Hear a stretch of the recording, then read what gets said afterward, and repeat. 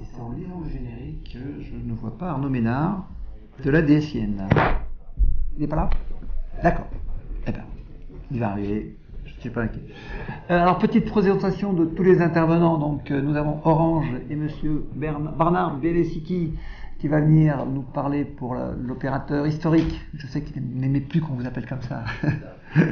Nous allons avoir évidemment SFR à côté. Alors, l'idée, c'est en aucun cas, on n'est pas là pour mettre les uns en face des autres, mais les questions vont être complémentaires sur des sujets différents.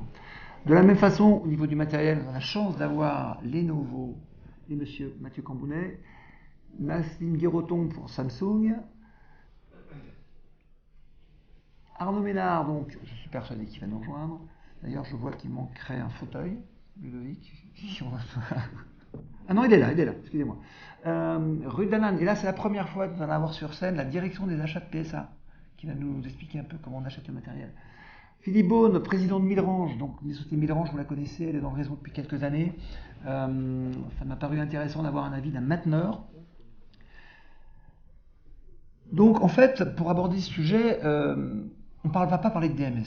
Pour différentes raisons. D'abord, c'est que c'est le seul item qui va manquer, parce qu'aujourd'hui, les éditeurs de DMS sont tous en roadshow, donc ou ils venaient les trois, ou ils venaient pas. Donc on a préféré mettre de côté le sujet DMS, qui est un sujet à part entière. Donc on va plutôt essayer d'avoir une vision et demander aux mainteneurs, aux opérateurs, aux fabricants, aux concessionnaires, de leur vision de l'informatique d'une façon plus générale, les systèmes de communication, de téléphonie informatique, puisque tout ça, c'est complètement mêlé aujourd'hui. Aujourd'hui, demain, où est-ce qu'on va? L'idée, c'est de se poser les bonnes questions dans différents axes. Et on va commencer par donner la parole à Philippe Beaune. Alors pourquoi Philippe Beaune? Parce que lui, il est en contact avec les éditeurs, il est en contact avec les opérateurs, il est un petit peu au milieu de tout ça. Donc je vais commencer à lui demander sa vision des systèmes d'information. Merci. Donc, mon nom est Philippe Beaune, je suis président de Midrange Group, qui est une entreprise de services numériques. Et c'est vrai qu'on est en contact historique avec les éditeurs DMS, puisqu'on a été pendant des années leurs sous-traitants. On est en contact aussi avec les concessionnaires et les groupes, avec les constructeurs, puisqu'on opère différents services, des services de conseil, des services d'hébergement et des services d'infogérance.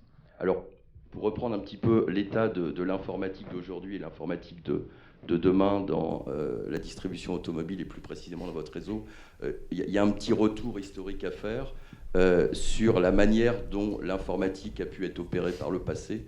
C'est une informatique qui était pilotée par le constructeur. Les concessionnaires étaient alignés sur le schéma directeur du constructeur avec un DMS, même si on va pas en parler aujourd'hui, mais qui est un outil important qui était préconisé par le constructeur, le DMS que tout le monde connaît, qui s'appelle Tigre. Et un réseau qui était réseau informatique qui était piloté par le constructeur et sur lequel les concessionnaires étaient posés.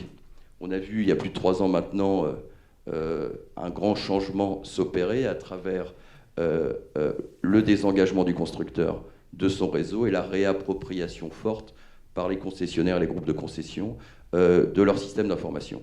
Et c'est le premier changement qu'on a vu s'opérer, c'est que les concessionnaires se sont occupés vraiment d'une informatique qui n'était plus vue comme une informatique subie, mais comme une informatique qui était un outil de performance et de développement commercial et technique. Et c'est à ce moment-là que sont arrivés les grands projets de mise à plat, de réseau. Donc on a vu les opérateurs arriver, SFR et Orange, qui ont proposé leurs services et qui ont permis aux concessionnaires de poser le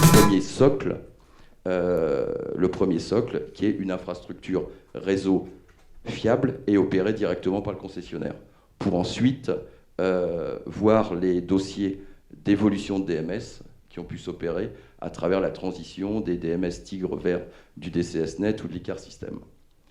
Pour ensuite voir une préoccupation forte dans le cadre de ces migrations pour la notion de CRM. Les concessionnaires se sont préoccupés de leurs données, les ont nettoyées, les ont intégrées dans des CRM qui ont pu délivrer un service global sur la vente VN, le VO, la vente de pièces et l'après-vente. L'autre transformation qu'on voit s'opérer actuellement, c'est l'adoption par le métier des outils de type réseaux sociaux qui sont diffusés au niveau du grand public et que les concessionnaires se réapproprient actuellement, aussi bien sur le multicanal, le YouTube, mais aussi la capacité à utiliser du Facebook pour mieux gérer ses clients, du LinkedIn et du Viadeo.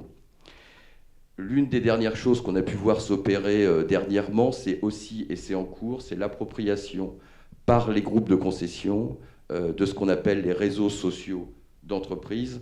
En gros, c'est l'équivalent des Facebook, mais pour l'entreprise, qui sont déployés par les sociétés des offres Google ou Microsoft. Quand on parle de Microsoft, c'est du 365. Et on voit ces solutions qui sont en train de se déployer, puisqu'elles permettent de s'affranchir de la connectivité, puisque n'importe quel type de device peut se positionner sur ces solutions cloud. Et ces solutions cloud délivrent un ensemble de services qui permet d'augmenter la performance opérationnelle des groupes de concession en délivrant de la messagerie, des espaces collaboratifs, du chat, du Skype, mais aussi des espaces de collaboration forte, puisqu'il y a une spécificité dans vos métiers, c'est qu'il y a nécessité de collaborer fortement entre le constructeur, les concessions, les agents et tout un ensemble de solutions tierces.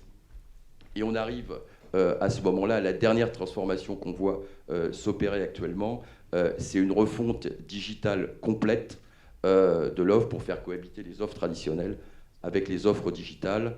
Donc, pour résumer un petit peu ce qu'on voit s'opérer, c'est un ensemble de services, un ensemble de préoccupations qui sont portées par le réseau pour se réapproprier son informatique et utiliser au mieux ces nouvelles technologies. Alors, merci Philippe. Alors, vision, vous l'avez vu, très large, métier, on connaît parfaitement le réseau. Alors j'ai envie de rebondir et poser une question à un fabricant, à Lenovo.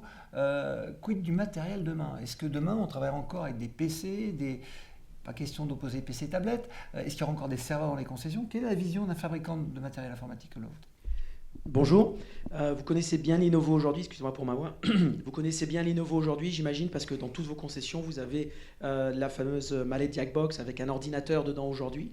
Effectivement, aujourd'hui, on reste sur cette partie ordinateur, mais nous sommes déjà en train de travailler avec les équipes de PSA sur le futur, c'est-à-dire transformer cet ordinateur sous forme beaucoup plus mobile en utilisant des technologies de type tablette, mais aussi des technologies de type ordinateur hybride. Un ordinateur hybride, c'est un ordinateur qui peut passer du format traditionnel que vous connaissez laptop à un format tablette, soit en débranchant l'écran, soit en retournant l'écran, ce genre de choses. Donc sur la partie purement utilisateur, effectivement, la tendance va à la mobilité. À la mobilité, c'est pas uniquement en dehors de notre espace de travail, mais c'est aussi sur l'espace de travail. Un autre exemple, dans la relation commerciale aujourd'hui, quand vous rencontrez un client, vous faites le tour d'un véhicule. L'idée d'avoir une tablette entre les mains peut permettre d'interagir directement avec le client, lui montrer des options qu'il ne pourrait pas voir visuellement sur le véhicule, et ensuite retourner à votre poste pour finaliser la vente. Donc là aussi, il y a besoin d'outils hybrides, d'outils flexibles, qui vous permettent de passer d'un mode bureautique traditionnel avec des besoins de productivité, par exemple avoir un clavier important, mais aussi de passer très rapidement à des problématiques de mobilité en ayant là aussi l'outil iDouane entre les mains à l'instant T. Alors bien entendu, tous ces services et tous ces nouveaux outils reposent sur, on va dire, le grand mot à la mode du moment qui est le cloud. Effectivement, vous avez des solutions en cours de développement ou déjà déployées qui reposent sur des solutions serveurs. Pour vous, clairement, le nerf de la guerre va être la connectivité réseau. Se déplacer de votre bureau à la voiture sans avoir un bon réseau, ça va être très difficile. Donc, clairement, le point important va être la connectivité sans fil dans les concessions pour ensuite pouvoir vous connecter directement et sans aucun problème sur des serveurs, que les serveurs soient chez vous ou en dehors, peu importe, du moment qu'ils vous offrent le service que vous souhaitez. Donc la connectivité réseau va être un des points importants pour vous. Les opérateurs, je pense, on va revenir sur le sujet. Alors, clairement, ce qui vient d'être évoqué, je pense, est un peu la philosophie de tous les fabricants de matériel. Alors, je peux demander à Samsung de nous parler peut-être plus client, parce que là, on parle de vos organisations, mais je crois que le métier vos clients ont changé. On va vous passer d'ailleurs une petite vidéo, vous direz qu'on voulait qu'on la lance, que vous pourrez commenter en direct, qui est assez significative de ce qui va vous arriver.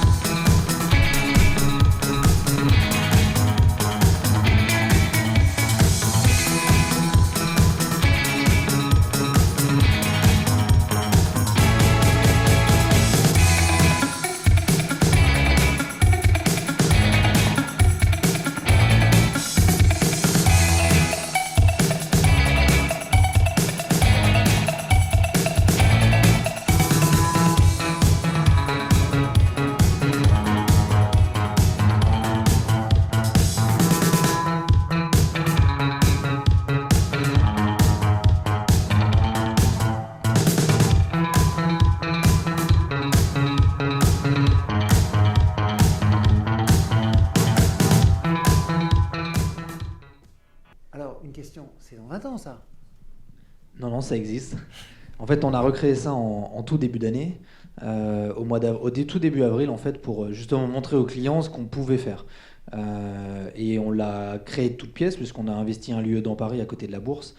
On va dire il y avait 4 murs enfin 3 murs et une vitrine, et on a recréé un magasin à l'intérieur pour montrer ce qu'on était capable de faire avec de la technologie aujourd'hui. Tout n'est pas Samsung là-dedans, en toute transparence. On travaille avec un grand nombre de partenaires qui constituent notre écosystème et qui apportent les solutions et les services que vous avez vus là. Alors là, c'est du retail, mais l'extension avec les concessions automobiles, elle est assez facile. L'intérêt de tout ça et pourquoi on l'a montré, c'était justement pour montrer que c'était pas demain, et que c'était quelque chose qui existait aujourd'hui et qu'on était capable de faire. Tous les exemples qu'on a pris sont des exemples qu'on a pris chez nos clients. Simplement, nos clients, en général, c'est normal, ils commencent dans le cadre d'une roadmap par des points et ils déploient les points les uns après les autres, pas tous dans le même ordre. Donc on a juste réuni tous ces points, on a recréé ce magasin. Et on a fait ça pour expliquer que la relation avec le client, elle est en train de changer. Il y a un certain nombre d'exemples, alors je pourrais presque les reprendre les uns après les autres, mais il y a attirer les gens dans les magasins ou dans les concessions, et ça c'est le dynamisme que peut apporter l'écran vu de l'extérieur, puisqu'il peut apporter un certain nombre d'informations. Il y a aussi le fait d'être présent quand on est fermé, et ça c'est ce que vous voyez un peu avec l'écran tactile, c'est-à-dire d'aller chercher de l'information même quand c'est fermé, de savoir quand ça va ouvrir, de savoir ce qu'on peut présenter, de voir éventuellement les modèles et ce qu'on peut vendre. Ça c'est important parce que ça crée la relation et ça crée du lien avec les clients et les prospects. C'est aussi un très bon moyen d'étude. Aujourd'hui, connaître son client, c'est la clé de la réussite. Et souvent, il a un peu... si vous mettez juste les petits smileys sur votre bureau quand vous vendez une voiture, il a plutôt tendance à appuyer sur le vert que sur le rouge. En revanche, quand il est dans la vitrine, il vient juste de sortir de son acte d'achat, ou en tout cas de son expérience. Et là, il n'y a plus personne en face de lui, donc il restitue un peu plus fidèlement ce qu'il a vraiment vécu. Et vous avez un retour très concret de ce qui s'est passé et de ce qu'il attendait. Et puis ensuite, alors bien sûr, vous n'allez pas mettre les gens dans une cabine d'essayage. Néanmoins, il y a quelque chose qu'on a fait, et beaucoup de concessions maintenant s'en équipent, c'est cette problématique que l'on a de vouloir tout montrer, mais avec une place très limitée. Et aujourd'hui, les écrans nous servent à ça. C'est-à-dire qu'on est capable de reproduire grandeur nature les voitures, de changer les couleurs, les configurations en live, et de les faire vivre avec des casques de réalité virtuelle, de faire vivre l'expérience, c'est-à-dire qu'on le fait s'asseoir dans un siège, et il vit l'expérience comme s'il était dans la voiture. Et il peut finalement tester tous les modèles, toutes les couleurs, toutes les configurations possibles, depuis un siège qui est en face du bureau du vendeur. Et ça change complètement la relation client, et on est dans une relation qui est immersive.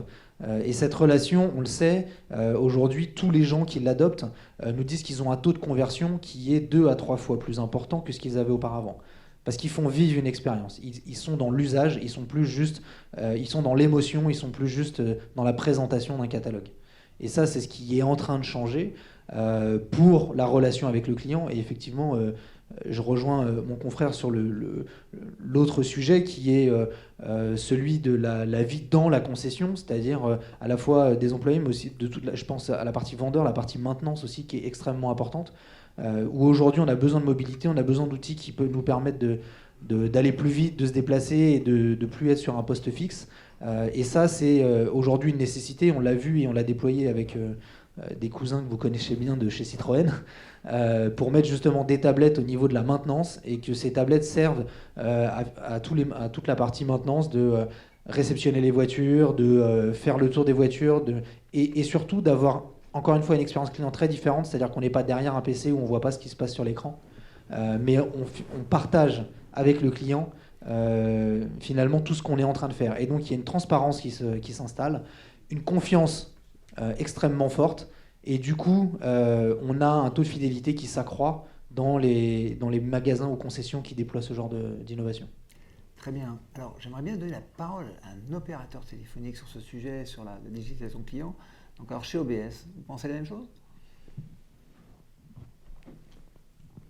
Eh bien, chez OBS, évidemment, on pense la même chose pour plusieurs raisons. C'est que nous sommes partis d'un constat simple, c'est que nous nous sommes retrouvés sur un marché de plus en plus concurrentiel, de plus en plus compétitif, et donc il a fallu se réinventer.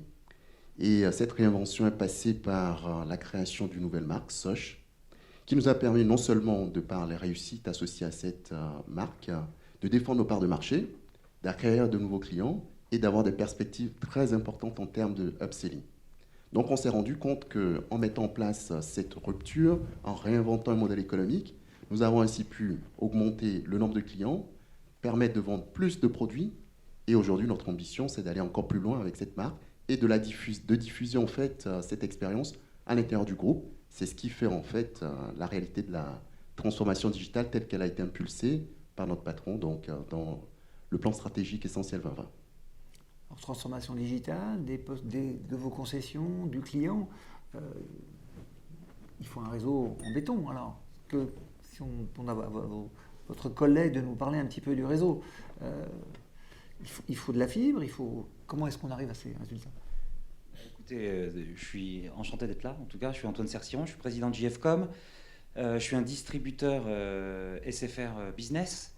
Je travaille avec le groupe depuis maintenant bien longtemps et avec Unicap en partenariat depuis une dizaine d'années. Pour répondre à votre question, Didier, toute la stratégie du nouveau groupe SFR Numéricable tourne autour de cette qualité de connectivité. Et aujourd'hui, l'association de Numéricable et Complétel, qui est la branche armée entreprise et de SFR, nous positionne quasiment en leader sur la partie fibre en France. Et la volonté de notre nouveau patron, Patrick Drahi, dont vous avez entendu parler, c'est de devenir le leader incontesté sur le très haut débit, la THD. Donc on va avoir deux opérateurs qui vont se battre, Ouais. On a l'habitude. Alors moi, c'est plutôt la marque, maintenant j'aimerais un peu demander son avis sur tout ce qui vient d'être dit, Arnaud, la venue de mainteneurs, des fabricants, des opérateurs. Bon, Arnaud, est-ce qu'on peut savoir un petit peu où va la marque et comment est-ce qu'elle voit les systèmes d'information des concessions dans 5, dans 10 ans? Alors, je ne vais pas parler de 5 à 10 ans parce que je pense que niveau système d'information, ça évolue tellement vite que dans 5-10 ans, je suis déjà un peu loin. Ce que je trouve, c'est que je me retrouve beaucoup dans les messages des uns et des autres qu'on a pu avoir là pour le moment, dans le sens où on équipe tous les sites de solutions tablettes, que ce soit à l'après-vente. Et il y a un projet qui est en test aujourd'hui, qui est opérationnel sur certains sites en phase de pilotage pour les retours utilisateurs, mais sur des tablettes vendeurs. Donc quelque part autour de ces tablettes, dans les concessions, on va être amené à être mobile avec une tablette, que ce soit aussi bien à l'après-vente que dans le showroom. Donc il va falloir équiper nos sites de Wi-Fi, derrière ces tablettes, on y équipe, on y met des vidéos vis-à-vis du client, on y met de l'information, on pousse de plus en plus d'informations, on verra, on parlait d'un catalogue tout à l'heure, maintenant je dirais que tout ça c'est digitalisé, on présente tout avec des vidéos HD, avec des photos HD, on va vouloir y montrer l'accessoire monté directement sur le véhicule, on va vouloir montrer tout un tas de choses. Alors avant on avait sur un catalogue et maintenant ça va être systématiquement sur des tablettes. Donc tout ça va tirer tous les sujets d'infrastructure dans le point de vente où il va falloir équiper de Wi-Fi, qu'on ait des connexions un peu plus haut débit pour communiquer avec l'extérieur et ça va pousser beaucoup d'échanges, quoi. Bon, après, c'est vrai que nous aussi, Marc, on pousse pas mal de choses. Après, il y a des retours terrain aujourd'hui, c'est sur aussi la notion d'appropriation, quoi. Parce que bon, on a notre vision et on a sur la façon dont c'est super bien, c'est super beau, vu du client, c'est bien. Après, quand on va sur le terrain, il y a aussi la personne qui réceptionne et qui a une tablette et qui n'est pas encore à l'aise face à son client. Quand il avait son bout de papier, qu'il avait 2-3 trucs à cocher, c'était aussi plus rapide, quoi. Et donc à la fois on veut apporter une image, on veut apporter du professionnalisme, mais il y a un passage aussi à l'opérationnel qui est en train de se faire. Et l'appropriation de tous ces outils, ça ne se fait pas comme ça du jour au lendemain, quoi. Alors, je vais peut-être un petit peu inverser le programme qui était prévu. Donc, je vais plutôt demander à Bertrand d'intervenir. Alors, et on va finir sur la partie achat. Alors, Bertrand, il était responsable du GT Informatique. C'est un vieux concessionnaire à la retraite. 30 ans de Peugeot. 30 ans de Peugeot. J'aimerais bien, alors, avec ton pragmatisme, parce que toi, clairement, on voit des choses arriver. Tu as commencé à en mettre en place dans tes affaires il y a quelques années. Ta vision là-dessus, entre tout ce qui arrive, ce qui est possible de faire, revenons un petit peu à la vraie vie. Voilà, c'est ça, c'est la vraie vie. Nous, on est des garagistes avant tout. Et donc, en fait, c'est vrai que ça brille de partout, c'est beau. Donc, c'est vrai qu'on ne peut pas non plus rester en arrière. Il faut aller avec son temps. Par contre, juste avant, on est en train de parler de faire des économies. Et puis là, on est en train de craquer le portefeuille. Parce que c'est vrai que ça brille de partout. On avait un vieux tigre qui était dans un coin, qui disait pas grand-chose. Il fonctionnait tranquillement. Il nous donnait ce qu'on voulait. Maintenant, les systèmes évoluent, donc le matériel évolue, donc il faut changer. Donc c'est normal. Il faut, comme les groupes grossissent aussi, il faut que vous ayez de la pertinence dans vos chiffres et que ça soit le plus rapide possible. Donc il faut des nouveaux matériels. Par contre, tout ça, ça va avoir un coût. Et donc c'est là un petit peu le revers, c'est-à-dire qu'on a tous envie d'avoir des belles choses chez soi, sauf qu'à un moment donné, effectivement, il faut adapter les hommes, il faut que les hommes s'adaptent aux produits, et puis il faut maîtriser les coûts. Et c'est là où il faut faire très attention. La personne qui a repris mon groupe, en reprenant le modèle qu'on avait mis en place, au bout d'1 mois, il dit « j'ai fait 20 000 € d'économie sur mes liaisons informatiques ». Donc ça veut dire qu'à un moment donné, il avait dit « faites ». Et puis, donc voilà, et la difficulté qu'on peut avoir, nous, en concession, c'est que c'est de nouveau pas notre métier. Mais il faut que vous y intéressiez, parce que sinon ça va faire comme la taxe foncière. Vous allez vous apercevoir au bout de 10 ans que ça fait 10 ans que vous payez trop, parce que là-dedans, il y a du récurrent. Donc il y a du récurrent sur les abonnements, il y a du récurrent parce qu'il y a des évolutions de matériel. Vous avez tous un téléphone portable et régulièrement, tous les 2 mois, on vous dit il y a une mise à jour à faire. Sauf que dans le domaine du professionnel, les mises à jour, on vous dit c'est payant. Et puis quand c'est pas payant, on vous dit à un moment donné, mais il faut changer le serveur parce que pour évoluer, votre serveur est plus adapté. Donc ça, il va falloir y faire attention. Donc là, je pense que la marque, il fait aussi attention dans l'évolution, dans l'avancée de tout ça. Alors, il est incontestable qu'il va falloir équiper vos concessions d'un réseau Wi-Fi qui soit fiable.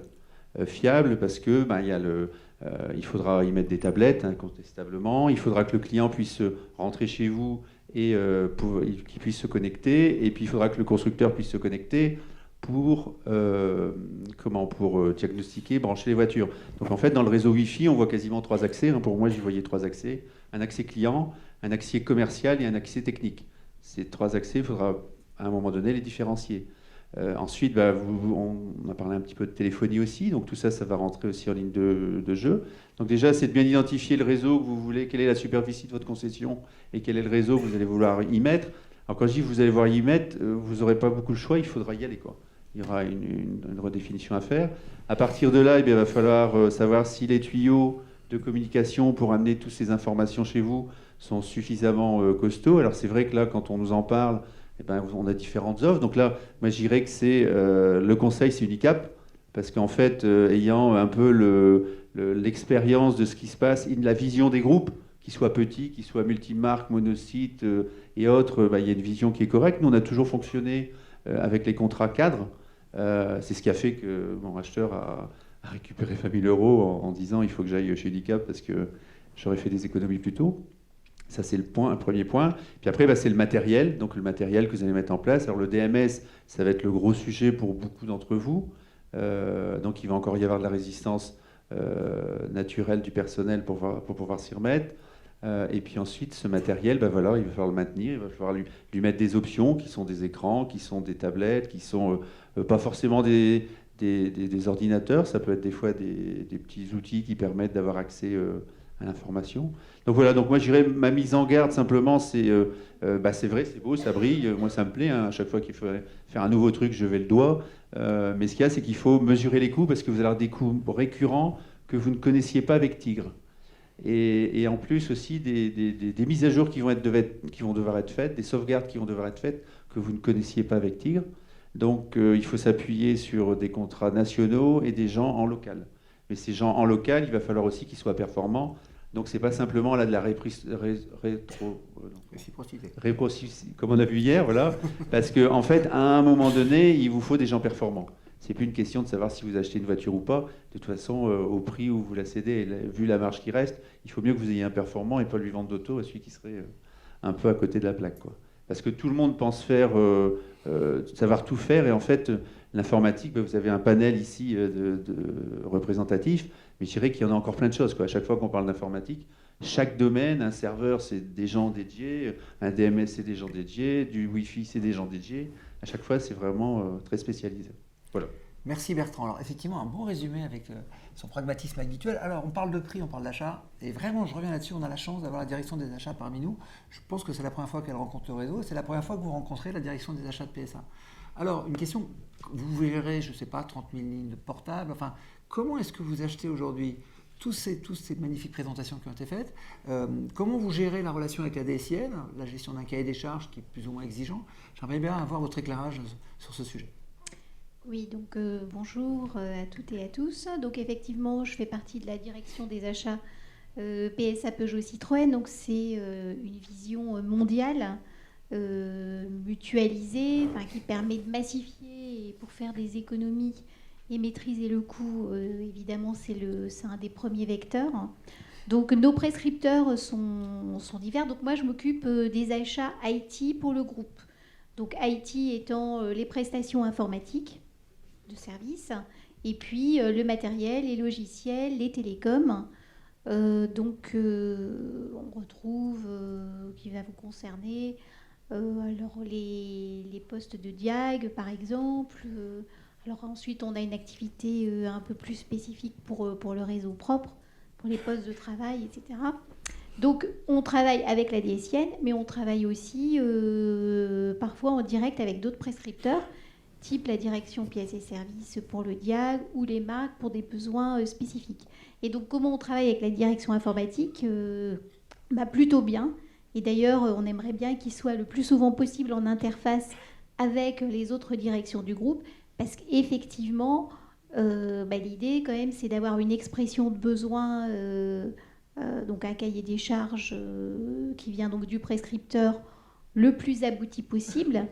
Si besoin en amont, il y a des phases de RFI, de Request for Information, où là, on sonde le marché, on regarde ce qui peut se faire de façon non engageante.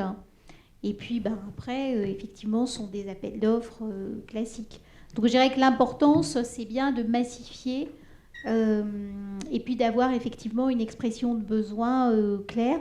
On demande à notre prescripteur, quel qu'il soit, quel est son objectif budgétaire. On se fixe en interne direction des achats, je dirais des cibles encore plus ambitieuses que le budget que nous donne le prescripteur. Et puis ensuite, on fait des appels d'offres et je dirais des négociations plus ou moins classiques, avec potentiellement des mises aux enchères, potentiellement. Alors sur ces appels d'offres, une question, est-ce qu'aujourd'hui vous faites un appel d'offres sur le matériel informatique et autres, est-ce que vous appelez, l'appel d'offres est ouvert à tout le monde, ou est-ce qu'il y a déjà une présélection d'un certain nombre de fabricants ou d'opérateurs? On a eu il y a quelques années, toujours des questions qui piquent, il y a quelques années le cas sur un appel d'offres, lorsqu'on est sur la partie, je crois que c'était VPN, mais tous les opérateurs n'avaient pas été consultés. Alors est-ce qu'aujourd'hui, il y a énormément de choses qui ont changé depuis 10 ans chez PSA, est-ce qu'aujourd'hui c'est du systématique, on va voir tout le marché, ou alors il y a déjà des présélections de partenaires PSA à qui vous soumettez ces appels d'offres? Non, on ne va pas voir tous les opérateurs ou tous les constructeurs possibles et imaginables. Donc après, quand on ne sait pas très bien, il y a des phases de RFI qui vont nous permettre de cibler des fournisseurs qui vont être capables a priori de répondre aux besoins. Et puis ensuite, effectivement, oui, un appel d'offres, on a une liste, une bid list qu'on établit.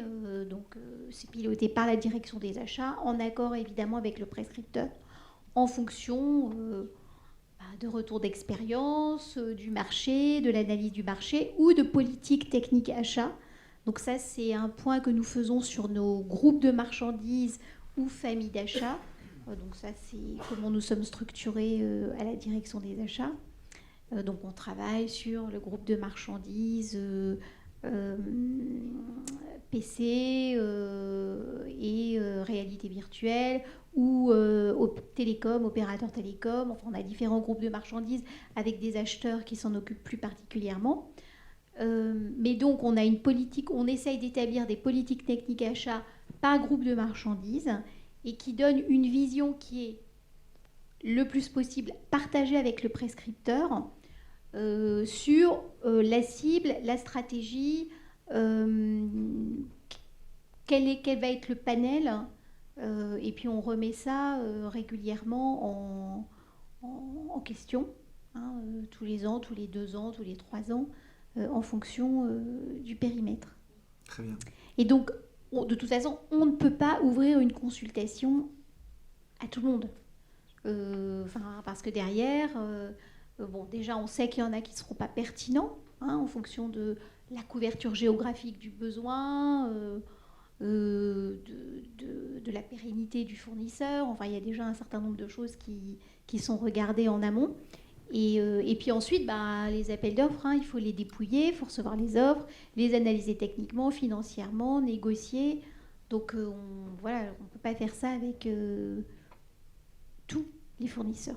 Mais encore une fois, de toute façon, tous les fournisseurs, ça ne s'applique pas à chacun des marchés. Il y a des marchés où on sait qu'on a des réponses plus ou moins adaptées ou des possibilités. On connaît aussi nos fournisseurs. Donc, voilà. Très bien.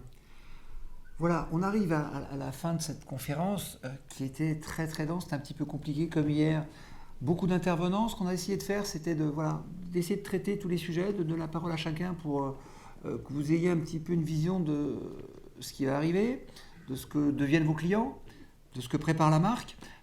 C'était aussi pour nous important par rapport à tout ce qui a été dit hier, Unicap et le travail qu'on fait pour vous. Ce ne sont que des partenaires qui sont sur cette scène aujourd'hui. Il y a clairement sur ces sujets un changement complet de relation entre la marque et le réseau. Il faut que vous sachiez, c'est le travail aussi du GCAP et de la commission. Il y a encore 4-5 ans, nous n'avions pas contact avec la DSIN. Il faut le savoir. C'était des gens du marketing qui venaient nous parler des systèmes d'information.